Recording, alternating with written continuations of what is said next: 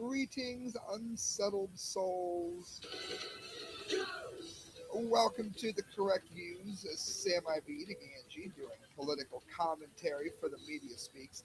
Want to thank everybody for tuning in and hitting share, hitting retweet. Those are the things that help us, friends. They help us greatly. So thank you. And we're going to get straight into the news. I'm going to go to screen share here so that you guys can see it as I talk about it.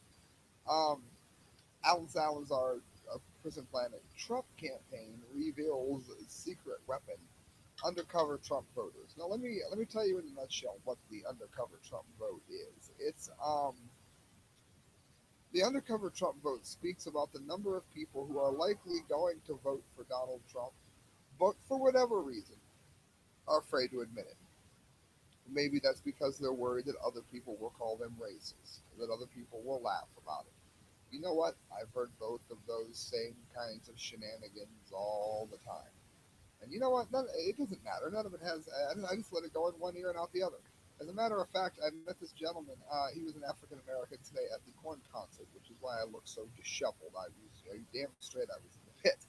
Um, I went ahead and saw In This Moment in Rob Zombie and Corn, and thankfully met a gentleman in the mosh pit. Huge guy, happened to be black. Friendliest guy there. Came back to the car, we chilled, and we waited for the people to pull it. You know what? Who cares about what sticker is on your car? Yes, there's a Trump sticker on my car. You know what? That black man is welcome to come in my car anytime I see him. But having said that, there's a lot of people out there that are worried that they won't say what it is that they're going to vote for, what it is they believe, because they're worried that someone's going to label them as racist or you hate the poor or some other garbage like that. Well, this report is saying that there seems to be so many of those people actually that it's very likely going to go ahead, and my hair is just terrible, isn't it? Very likely going to go ahead and put Trump right over the top. And we're going to go ahead and cover that here. Undercover Trump voters could help pull off a decisive victory in November, less than 100 days, friend. Trump's campaign manager suggested in a recent interview. Speaking to the UK's Channel 4, again, the UK, where he said he was going to do business despite the bickering that happened with the initial onset of the mayor there. It was entitled Could Trump Win? And Kellyanne Conway said polls showing Trump losing to Hillary are manufactured by the media and do not reflect the actual public sentiment. Right there, you can see it. The polling numbers for Donald Trump are looking pretty bad now, aren't they, at the moment? Reporter Matt Frey asked. Not all of them, no. Just the cherry picked polling numbers that are put out by the media outlets that are also bent on his destruction, Conway responded, adding that the online polling consistently shows something much different. Our internal polling, it goes on, is proprietary and confidential, so I won't discuss it, excuse me. But I will tell you that Donald Trump performs consistently better in online polling, where a human being is not talking to another human being about what it is he or she may do for the election. Conway explained that American voters are under social pressure to appear as though they dislike Trump, but that anonymous online polling affords voters the ability to make choices without otherwise being ridiculed. And it all goes back to this ridiculous love affair we have with popularity in this country. Do I want more people watching and sharing like many of you are now? Of course I do. Yes, I need that. If I don't, then it's absolutely useless to do the damn show. I get that. But this notion that I am going to like bend over backwards to get people to do it, trim my hair, and don't to somehow not speak the way I speak or not say the things I say because I might offend somebody. That's not likely ever going to happen here, but it seems to be something that means a whole lot to a lot of people out there. They're the same people that, yeah, I like Rihanna. They absolutely know she's terrible. Um, it's because it becomes socially desirable, especially if you're a college educated person in the United States of America, to say that you're against Donald Trump. Now, here's what's funny about this to me. Trump has a Ivy League education second to none. So this notion that Donald Trump isn't an intelligent person is based solely on nothing. It's rooted firmly in midair. Okay, there's no basis whatsoever for this. Um, the hidden Trump vote in this country is a very significant proposition, Conway said. Asked if they have a number on so called undercover voters, Conway replied, I can't discuss it. It's a project we're doing internally. I call it the undercover Trump voter, but it's real. And I think that if you go around this country and talk to people, you'll see that it's real as well. Yeah, you certainly will. For instance, on the way to Blossom Music Center today, I got behind a bumper sticker that said Bernie 2016. You don't see Hillary anything. There's one bonehead down the street from me that is proudly flying the Hitlery logo in his front yard, but that is literally the only one that I have seen at all. I'm seeing Bernie and I'm seeing Trump. So I mean, there better be a lot of undercover Hillary fans if the analogy is to be used on the other side. 'Cause I don't see anybody, and I swear to you, absolutely nobody getting excited about her run at all. The campaign manager's words were quickly reinforced when the fray interviewed Trump impersonator John Domenico, which I showed you a piece of, in front of the White House, who broke character to disclose that he's personally witnessed. You travel all over the country doing this shtick. What's the impression that you get? What's your own personal polling telling you about his popularity? Fry asked. I've been on the road for almost nonstop since last August, he said. I would say he's going to win in a landslide. And you know what? I've been very hard on the way Trump has treated the Fourth Amendment, or I should say has mistreated it. I've said that he's wrong on Snowden. Okay, I'm not blind to the things that Trump has that's not going on. But what are the alternatives in this election? You've got Jill Stein, who wants to bankrupt the nation as quickly as Bernie Sanders does. You've got Gary Johnson that's trying every day to act more and more like Bernie Sanders and less like the true libertarian base that originally supported him, myself included. I voted for him last time. And you've got Clinton. Let's not even go into that. And you've got Trump. The only other person I would even remotely root for is Dickie Duncan, Richard Duncan. And hear those crickets? Nobody knows who Richard Duncan is. But as far as his platform, he's the only other person I'd even contemplate voting for, and he's not that great on the fourth himself. Louder with Crowder, we got a little bit of for all the race baiters here. Again, we don't do the race thing on this show. I don't care what color you are, but I do keep you abreast of the many things that are going on in that realm for people that do live by it, like a sword or a plowshare. PagerU, there's the link for those of you that need it, has an educational video for everything. And in this video, they ask the question, are cops racist? Or more specifically, is it common for blacks to be unfairly shot by police? Judging by most media coverage and SJW responses, you think so. And there's links that say why you think so. But as it turns out, the numbers state otherwise. So, am I about to say that white people are getting shot more than black people? Yes, I am. And you're going to say, okay, well, Sam, that doesn't really count because there's so many black people. There's so many less black people than there are white people. Therefore, that's only because there's more white people, right? Wrong. That is taken into account. They are statistically even. In other words, they have eliminated the minority to pull it as an even one-on-one percentage. Um, that's the best way I can describe it. It's algebra if that helps you any. A recent deadly force study in Washington State, if I can speak, university researcher Louis James found that police officers were less likely to shoot unarmed black suspects than unarmed white or Hispanic ones. Sam, you just stick up for the white race. Well, I'm also part Hispanic, so maybe I'm sticking up for them too. In any event, they are also being disproportionately shot. Harvard economics professor Roland Fryer found that blacks were 24% less likely than whites to be shot by officers, even though the suspects were armed or violent in Houston. When they're not busy peacefully rioting, do you ever hear Black Lives Matter mention those statistics? Yeah, that's not a thing, just like systemic police racism isn't a thing. For a group that claims to care so much about blacks, oftentimes exclusively, they don't seem to care about the statistics regarding the deaths of black people. See, statistics bring to light the fact that the inner cities have been destroyed by leftist policies. And again, there's a large part of me that has always been classic liberal.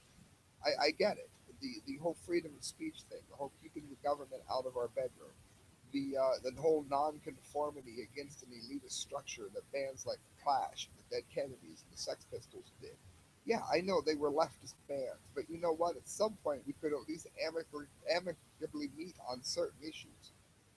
What we're talking about as the left now is this get mine at any cost, give me something free crowd. Thus, he writes, when it comes to hyper liberal social justice warriors, numbers aren't as effective as, say, a hashtag. Don't judge. Math is hard, you bigot. But even if they're ignored, the facts remain. Meanwhile, racism, not so much. Clearly, this isn't to say that there are no instances of racism ever. PagerU is simply pointing out the fact that blacks aren't unfairly targeted. They make a compelling argument considering they did actual research and stuff. I know, I can already hear Sean King's cultural disappropriated cornrows shimmering with anger. I love how Crowder writes. But again, it points out to what I've been saying for a very long time, and that is that we are being systematically divided by race. We are being sold lies. We are being packaged lies to keep each other at each other's throat. Because the last thing the government wants is for me to meet a cool black guy in a mosh pit and invite him to my van while the venue clears out. They want us fighting and arguing and doing everything else. Because if we actually look at the numbers, we're all being hosed in one way or another by the same New World Order. And guys, I've got lots to get to, and don't go away. But I would just be remiss if I didn't tell you that right here is Sticker Junkie, the awesome sticker making company that you are going to go to. And you see how cheap they are now? They're going to be even cheaper for you because you're going to use the promo code CORRECTVIEWS, or you're going to type in CORRECTVIEWS, and you're going to get them at an even lower price than you've already seen there. Economic collapse.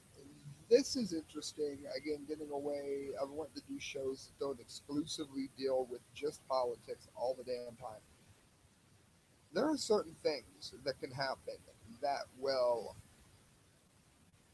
trigger a lot of problems in terms of availability of fuels. For instance, if you live near a nuclear power plant, um, in the event that it was to melt down, you would have an almost impossible time getting iodine.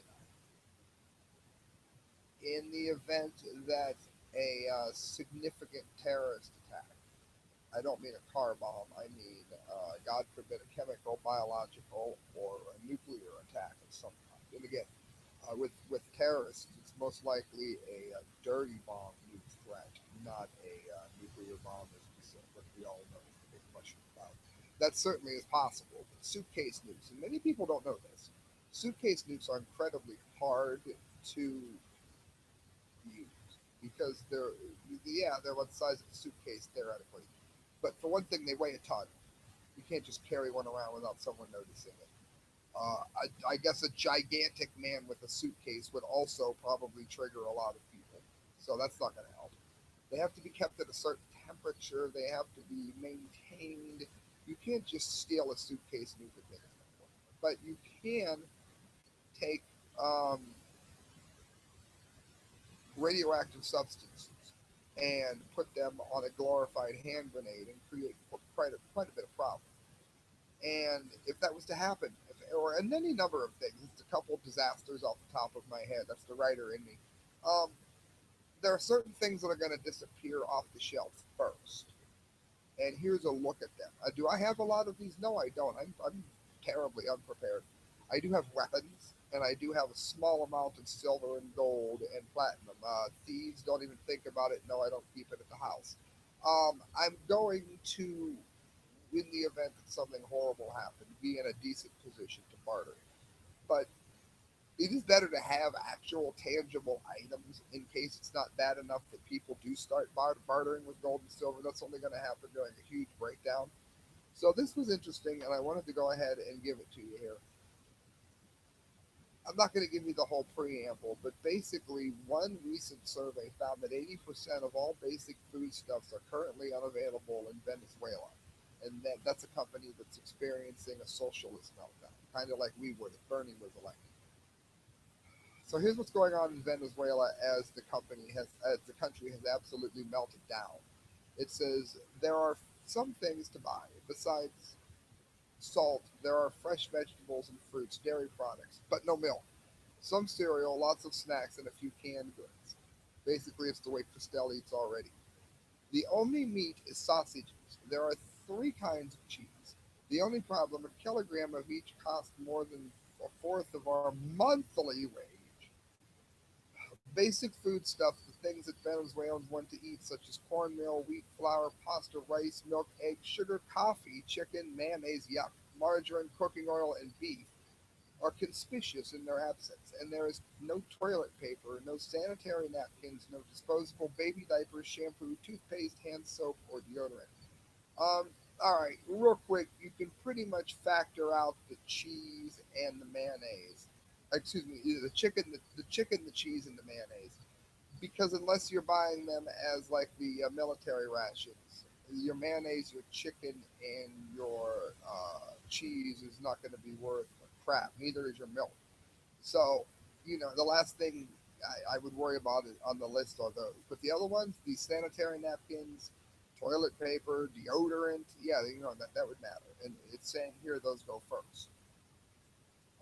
If you don't have it, well, Venezuela has, and there's links to it, been hunting cats, dogs, and pigeons for food and killing and eating zoo animals. And they're called prepper goods, unfortunately, which gives it a bad name. But there's absolutely nothing wrong with being prepared. Amen. It says here in Venezuela, there's the rise of a barter economy. Again, we're talking using Venezuela because of the system collapse there. Many of my urban friends are now planting vegetables in their outdoor spaces if they have any, or in pots. Another friend who's a hairdresser is charging clients food for their hair. For a shampoo and a dry, she charges a kilo of cornmeal, saying that she doesn't have time to stand for clients. So that's what if you have a skill like that, that may save you. Make sure you stock up then on shampoo if you have that kind of skill. That's why I'm covering this real quick for you. Other things that cannot be overstated. There's going to be a list here, and I'm going to read it to you right in a row. Get ready. Flashlights, batteries, generators, propane, can openers, water filters, water containers, anything related to self defense, axes, knives, and sleeping bags. I would say an axe would also be in self defense, but okay. Tents, first aid kits, matches, candles, firewood, shovels, bottled water, warm clothing, lanterns, and portable radios. Now remember, these are all things that can be traded as well. So there you go. I'm not going to spend a lot of time on it. It just seemed important to me because I have a lot of people that tune in to stay abreast, and I would be leading you astray if I didn't do things like that from time to time. That brings us to selenium. Now, you can look up Dr. Glidden and a few other people that have done studies on this. But in a nutshell, selenium is one of the most important substances in the world to take for cancer prevention. Dr. Glidden is one of the people that actually took the argument about selenium to the FDA, and selenium is now officially allowed to say that it has been known to help deter cancer growth. What's even better about it? If you've already had cancer, there's something about it, no, I'm not smart enough to know, that makes it even better in preventing it from coming back. Again, you're going to have to look up the nuts and bolts on that. But I know Dr. Glidden talks about it. I think Caldecott does. Don't quote me on that. And again, I'm going to cover the pharmacy it comes from because they're not paying me anything. But right there, selenium. I take it every day. And I mean, it's almost free. It's one of the cheapest vitamins you can get.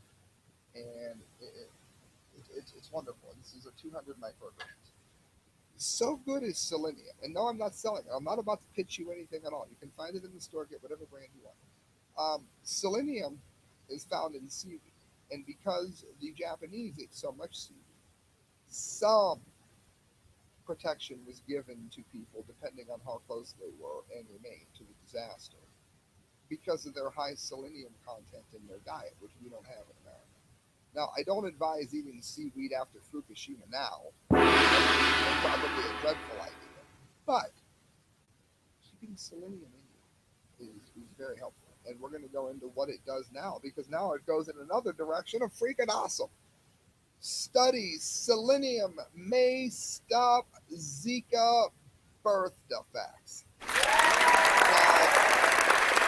friends, if you went to the Olympics or if you know somebody that went to the Olympics, please forward them this video because if they got bit by the wrong mosquito, they could be giving birth to babies with deformed brains and things like that. And it just seems to me that this should be they should be giving selenium tablets to people that land in the airport from the Olympics. That's what would happen if we lived in a world where the UN actually did something other than find ways to kill people and stick up for Muslims. Um, Radical Muslims, I might add. This is ridiculous. Every Muslim, every Indian, Hindu, white person, black person that is landing from any destination from the Olympics should be offered free selenium tablets. Plain and simple. The dietary trace mineral selenium may reduce severe birth defects caused by Zika, a recent study at the University of Carolina study revealed. How many of you have never heard of this and you won't hear about it and you share this video and people will look at you like you don't know what you're talking about when you're trying to save their life? The study, which was released in July but received scant media attention, and Christelle's looking at me confused. Zika is a virus that took over South America where the Olympics was. It says that the Zika mimics genetic disease known as PCCA by lowering selenium proteins known as selenoproteins. Easy enough. This research strongly suggested selenium, which is a dietary trace mineral that's proven ability to improve clinical outcomes of AIDS and HIV. I did not know that, and several other diseases could also be helpful in reducing the risk of neurological disorders and fetal abnormalities. Read it right there, friends, caused by the Zika virus, including the birth defect that's characterized by a small head. We talked about it recently. The research suggests Zika virus may use a known genetic mechanism called antisense to block production of some of the human selenoproteins that are lost due to the genetic defect of PCAA. So there you go. There's the study. There's the link to it. There's all the things you're going to need to know. Florida Governor Rick Scott said the state Department of Health has begun door-to-door outreach in Pinellas County, testing individuals. Why isn't he doing that with selenium? Is he an evil man who wants everybody to die because he's the devil? I don't think so. Maybe somebody should get a hold of Rick Scott. Show them this video. Either that or steal it, make your own video, and get it to him. I don't care, but I think this needs to be known. I think there's a lot of pregnant people in Florida that would like to know that their baby wasn't going to come out with a shrunken head like Beetlejuice, when all you got to do is take something like selenium. And that brings us, friends, to the DUMBDEE of the day. This is brought to you by the Seacrest Motel. Right there, you're looking at Seacrest. It shows up, boom, booking.com. Now, when you go to the Seacrest Motel, and you might get the best price just by calling them, but when you book it, say, you know what, you know Sam and Christelle, they might not know Christelle, but the guy with the long hair and the tattoos comes in, goes to Cedar Point, they're going to know who you mean. Say, I listened to the correct views, and I would like to get a discount, and you're going to get a discount above and beyond. And we've done other price matches on here where you can see other hotels like the Breakers charging $225 a month, and you've got the Seacrest charging way under 100. And guys, you can tell by the music going on here, it's the DUMBDEE music, the DUMBDEE of the day. If I sent dunce caps overseas, this might have won for the month. BBC, that is the British Broadcasting Channel, still rejecting white job applicants. Jobs only open to black, Asian, or non-white ethnic minorities. Now, believe me, I'm not racist. As a matter of fact, my love of Asian women could almost be considered borderline illegal. All right, I'm kidding. But listen, friends, all jokes aside, if you don't kid, then you die. The BBC is still recruiting job applicants based on skin color, despite the controversy over its hiring practices that erupted earlier this year. You see what they're doing? Divide, divide, divide. Now, I don't know anybody, nobody at all, that dislikes Asian people. There's probably very few people I know that don't like black people. I can name a few black people that don't like white people. I get it. Not many. by and large, I don't know anybody at all that just you never hear anybody, man, I hate those freaking Asians. Has that ever been said? No, said nobody ever. So no, I'm not going on a rant. I'm going on, or I should say, a rant against equality. I'm going on a rant here against inequality. I mean, there simply is. Let me just fix this screen share. There simply is no other way to put it, friends. The job advertisement posted on July 29th, and there's a link, states that in no uncertain terms, the creative access position is only open to UK nationals from a black, Asian, or non-white ethnic minority. Yeah, because nobody likes Monty Python or Benny Hill. You know, they were white, so they weren't funny, right? Sorry, they were mind-blowingly hilarious. Additionally, the website for creative access attempts to justify the racial discrimination by claiming that the media cannot reflect society if society is not reflected by the media. In other words, the BBC wants to reflect racism in society rather than disavow it. Also, what if you said, well, I own a black station, or I own a white station, and most predominantly white listeners, so I'm not going to hire a black person because or an Asian person because you know what? They might not be able to relate to the average American. What kind of freaking insult is that? I would never say that to someone. But it's okay to say, you know, we have a lot of black people here, and your average white person just won't know how to speak to them. What kind of divisive BS have we come to accept in this world? It says, imagine the backlash if the mainstream media discovered a company hiring whites only. Thousands of reporters would condemn the company until the company goes under. Of course, the regressive media will claim reverse racism doesn't exist due to colonialism. But no one living today was alive during the peak injustices of the European empire several centuries ago. Moreover, the West did not have a monopoly on discrimination and abuse. Just about every culture in society is guilty of oppressing others. There is nothing uniquely Western about colonialism, writes Dinesh D'Souza. Now, this is very, very important. Listen to everything I'm about to say to you. My native country of India, for example, was ruled by the British for more than 2 centuries, and many of my fellow Indians are still smarting about that. What they forget, however, is that before the British came, the Indians had been invaded and conquered by the Persians, the Afghans, Alexander the Great, the Mongols, the Arabs, and the Turks. Therefore, every color on God's rainbow of human experience has managed to oppress the Indians. Basically, Indians have been oppressed by everyone. Um, so, what's that mean? What's that mean for you listening over here across the drink in America? Do you realize that the Indians were slaughtering each other in mass long before we ever got here? As a matter of fact, just do some simple math. Did you pass the second grade? Look how many Native American Indians were in this country when the Pilgrims came over. And look how few Pilgrims there were. Now, you can argue the whole gunpowder thing, but there's two things you need to know about that. One, gunpowder doesn't surpass sheer numbers. Second of all, the Indians had the guns within the first 6 to 8 months. So, due to truces and whatnot.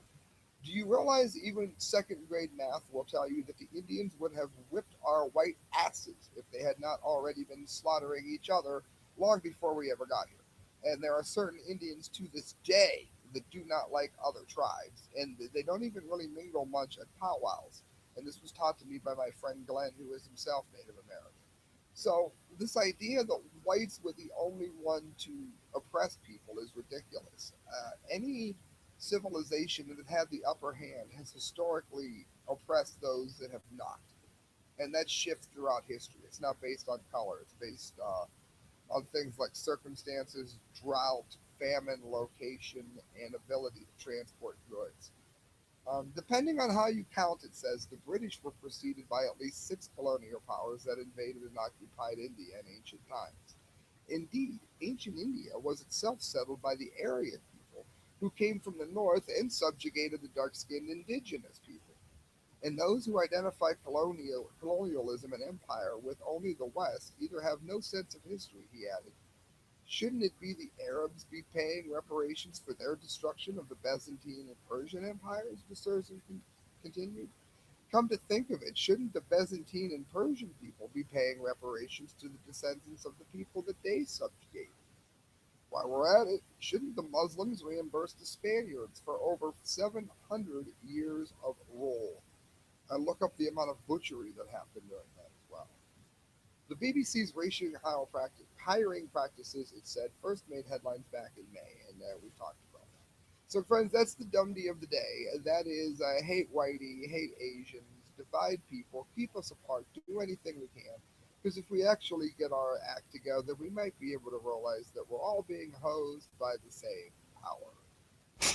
Friends, do me a favor, please donate if you can. Yeah, you can donate three ways now. The correct views at hotmail.com. You can go to Patreon. You can donate at nhornsby at yahoo.com. And you can also get these. Look at this right here. These are $5. If you want both of them, they are $7. This one is going quick though, so you better hurry up. The yellow one's flying. $5 get you one sticker. $7 get you two. Nhornsby at yahoo.com. Just put the money on the PayPal account or get a hold of me at Hotmail. Correctviews at hotmail.com. And I will get them sent out to you, and it helps the show. It helps the show a lot. Good night. Thank you for your help, your love, your support, and your sharing. Good night, friends.